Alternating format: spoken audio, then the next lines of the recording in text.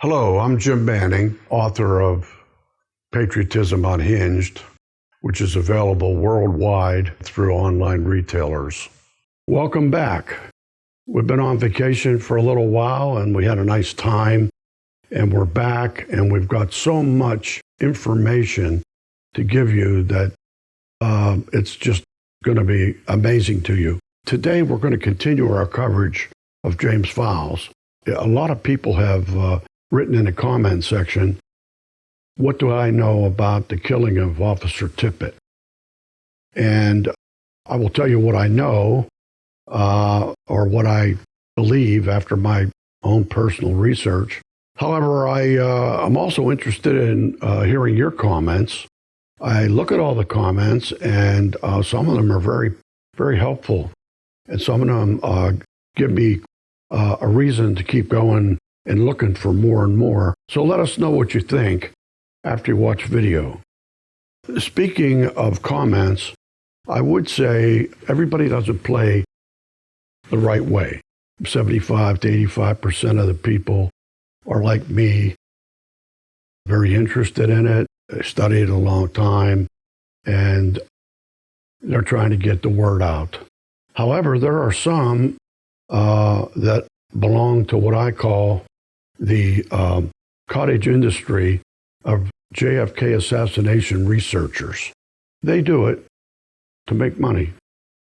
And they do make money because people get paid for writing articles, writing books, speaking engagements. They also have podcasts, and some of them have live shows.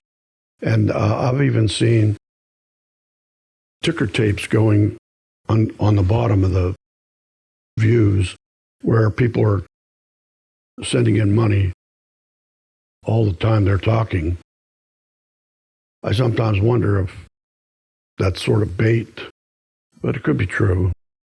Anyway, and so there's just a group that wouldn't really benefit by the truth coming out. And with that, I would just like to add that, writing a book is not really a way to make money. When you self-publish a book, the national average of book sales for a self-published book is between 400 and 500. It costs a whole lot more than you make on 500 books. To write a book, have it edited, have it platformed, have it marketed. I mean, it's very, very expensive. And if you do it right, you have to pay the price. YouTubes do pay for advertising. However, if you have competent people that you're working with, you have to pay them what they deserve. I can tell you that to this point, I've made a penny.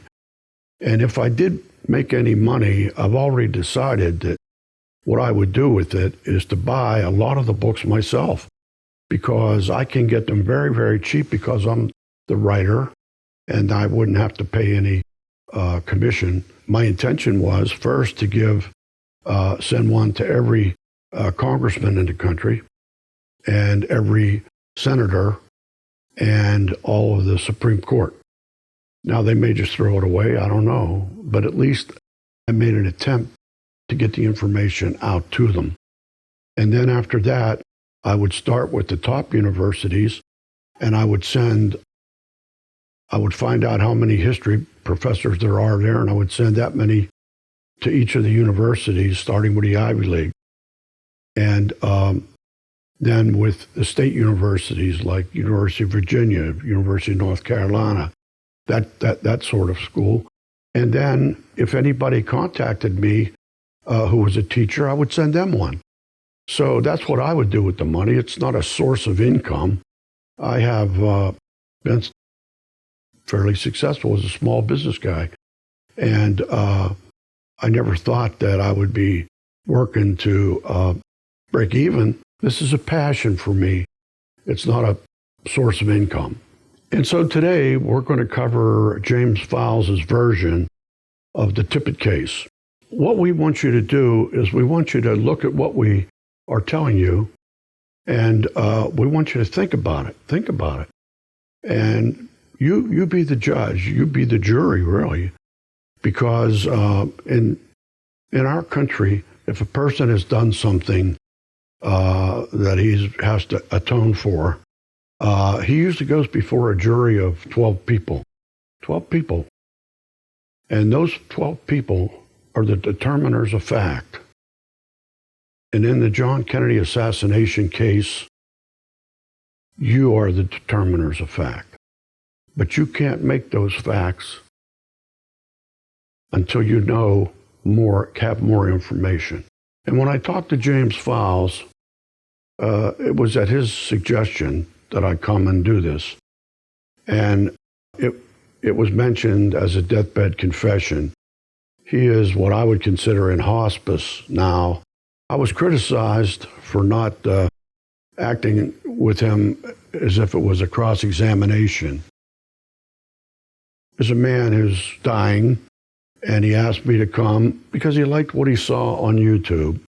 And so I felt like it was maybe an honor in some way that with all the people that are out there, he asked for me to come. It wasn't an interview. It wasn't a try to catch him at something. It was him telling what he wanted to say. And with that, he told us things that nobody else ever heard or know. They may have suspected he was involved, but he never admitted to it.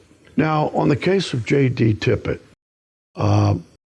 Mr. Files had a lot of information on that to add to what I already knew. You know, when that happens, you always get a good feeling that you were on the right track. The way it worked was that during the early stages of Kennedy's administration, and before Kennedy even knew about it, Mr. Tippit was a member of the CIA's agent mercenary group that was training people down in the Everglades in Florida. And he was working with a group who was training the Cubans. They were being trained both in Louisiana and in Florida. He was a friend of a gentleman who at that time was working for the CIA as well. They used to go off when they weren't training people, and there was a coffee shop somewhere they could get to, and they would sit around the coffee shop and talk shop and whatever. Now, this guy was involved in quite a few different operations that required killing people. Now, up to the assassination, he was contacted by Sam Giancana. And Sam's orders to him were to be in Dallas that day, but nobody was to know that he was there. What we do know is the fellow was there in Dallas, and only probably David Atlee Phillips knew that he was there. And with that, let's go to James Files. Let him tell you the story. Tippit. A lot of people are interested in the Tippit story. Gary Marlowe was brought in by Sam Giancana, not privately, but he called him, must have called him and said, I want you to be there. And Sam called Gary Marlowe and told him to be the backup just in case something happened. And for some reason, however they figured they were going to have Oswald up where he was supposed to be hit, it didn't happen. And so Marlowe was looking for him, and Marlowe must have known Tippit, and Tippit started to get out of the car, and Marlowe killed him because Sam said, nobody is supposed to know that you're there. Right.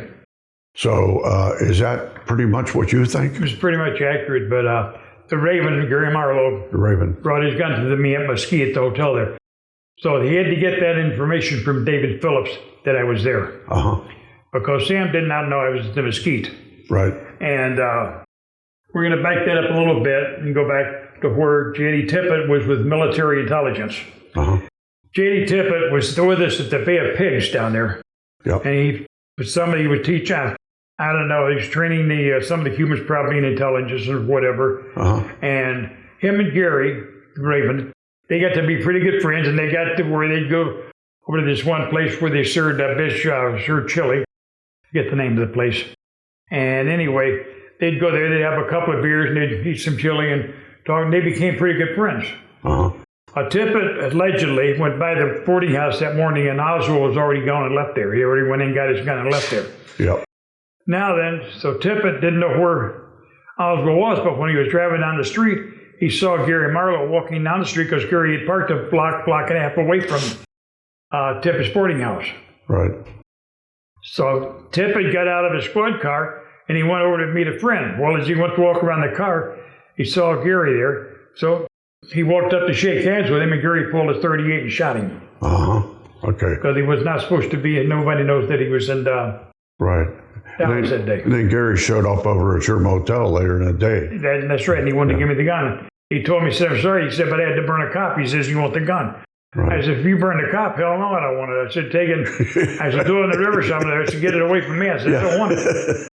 For sure. Said, it's bad enough. I got enough of my own problems here right now that I got to take back and get rid of. Right. And I couldn't bring the guns in and clean them until later that night, till it got dark. Right. Because I'm not going to be unloading cars. And in the Chevy, in the 63 Impala, we had a Super Sport, and it was called a Barclay Red or something. To me, it was burgundy. It was more of a burgundy color. But they had a special red name color for it, yeah. Yeah, for that year. Because burgundy didn't come out for 2 years after that, I guess. But it looked burgundy to me. But anyway, the back seat, where you lean against the back, you pull the back off. We had a gun back in there, welded in there, where we could put rifles in there. Yeah. And then underneath the dash, we had a place for pistols, had a place for grenades, and we had door panels pulled off with SMGs inside the door panels. Right. Because it was our work car. The 63 Impala was our work car. We used it in Chicago. Matter of fact, I think they've got pictures. You can find them. The old Chicago American Archives. They got a picture where they've got Chuck standing there and they're pulling the door panels off and everything. Because we had a high-speed chase out of north side of Chicago that morning off Claiborne Avenue. And we got out to Melrose Park. We whipped in toilet, and I whipped in there and I parked. I told Chuck, get out, quick, let's go in the store, quick. I jumped down, I didn't look back. I figured Chuck was right behind me. Chuck stayed in the car. He ducked down and laid down the seat. So when the cops got him, they brought everybody in. And then the Attorney General, prosecutor, the Attorney General, there they made pictures of him and Chuck beside the car known as the work car, and all the compartments in it and everything else. So it was a mess.